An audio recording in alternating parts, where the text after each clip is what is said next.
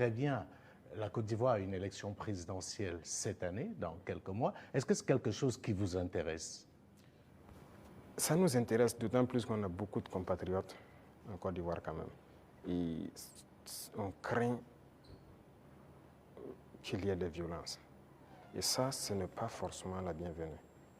Parce que nous avons vécu malheureusement les années passées aux violences en Côte d'Ivoire avec les opérations Bahiri.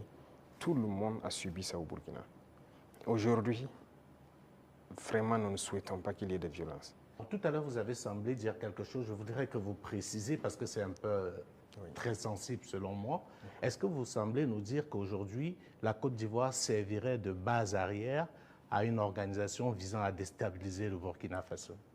Ça, même plus que ça. Base arrière à une organisation servant à déstabiliser le Burkina. Ils sont là-bas. Les ennemis du Burkina sont clairement là-bas, affichés, protégés. Ils sont payés, ils sont protégés, ils sont bien logés. En plus de ça, il y a la question du terrorisme.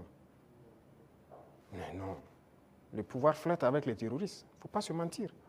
Attendez, croyez-vous vraiment que peut-être l'armée ivoirienne est tellement surpuissante que quand les terroristes les voient seulement, ben écoutez, ceux-là, il ne faut même pas les toucher, quoi que ce soit. Vous croyez à ça?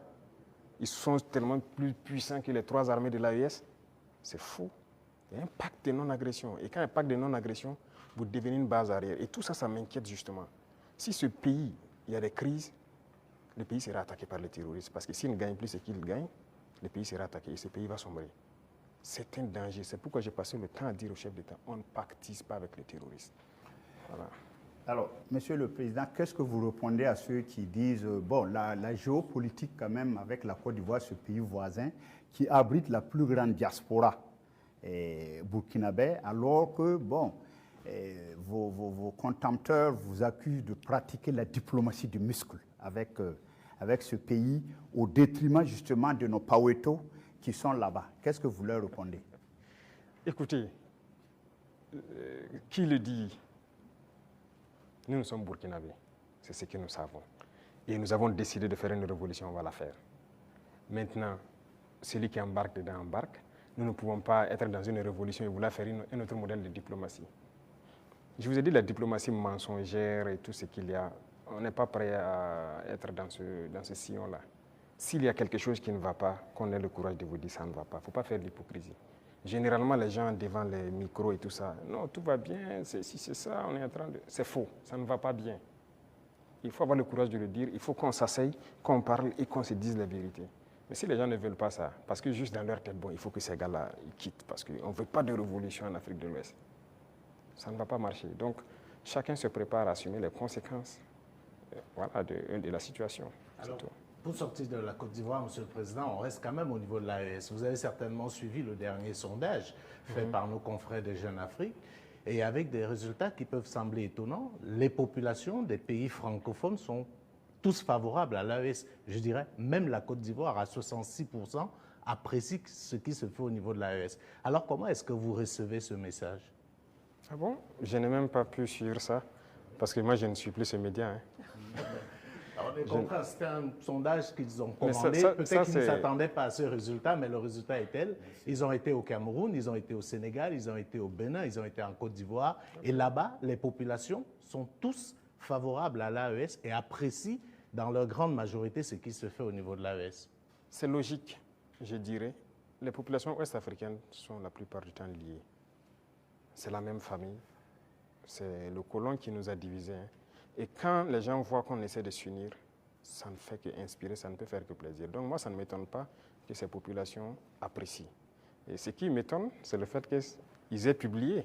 Pourquoi ils ont publié ça? Ça donne une réflexion. Quand vous commandez une enquête, c'est connu. Après, vous êtes obligé de publier les résultats. Bon, peut-être ça. Voilà. Mais il faut faire attention à ces gens parce que... Je suis totalement d'accord avec vous. Voilà, ils sont pas assez. Sinon, je suis d'accord, c'est normal, c'est logique. Avec la permission de Dieudonné, je voudrais vous poser une question concernant justement votre relation avec une autre organisation. Qu'est-ce que vous faites encore dans l'Union africaine? Ah, bonne question. Alors, je dirais que notre situation dans l'Union africaine est tellement passive qu'on ne sait pas si on est dans l'Union ou si on n'est pas dans l'Union. On nous a suspendus depuis, personne ne nous parle. C'est vraiment un silence radio. Donc alors, moi je ne sais pas si je suis dans l'Union ou pas. Mais est-ce qu'il ne faudrait pas marquer le coup en posant aussi un acte historique, comme cela a été le cas avec la CEDEAO, en claquant la porte à une institution qui visiblement ne sert pas à grand-chose? J'ai eu à discuter avec un diplomate de cette organisation et après, nous avons vu qu'ils ont nommé un médiateur, le président burundais, qui devrait même venir ici la semaine passée, je pense, mais après, il y a eu question d'agenda avec nous.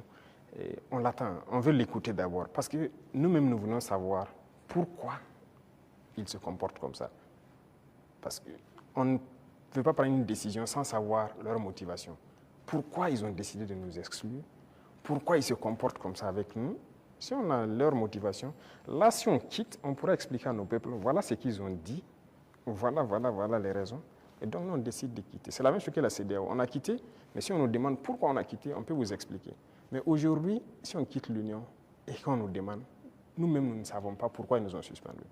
Pourquoi ils se comportent comme ça. Certes, ils ont dit qu'on est anticonstitutionnel, mais au jour d'aujourd'hui, je pense que... Monsieur le Président, vous pouvez aussi quitter parce que vous estimez que c'est une organisation qui travaille contre les intérêts de l'Afrique. Je ne pense pas que l'Union africaine peut être dans une posture révolutionnaire comme celle que vous menez. Non. Par respect pour certaines personnes, voilà pourquoi j'ai dit j'attends que le médiateur qui a été nommé, qui a déjà envoyé son émissaire, prenne contact avec nous. Nous l'attendons.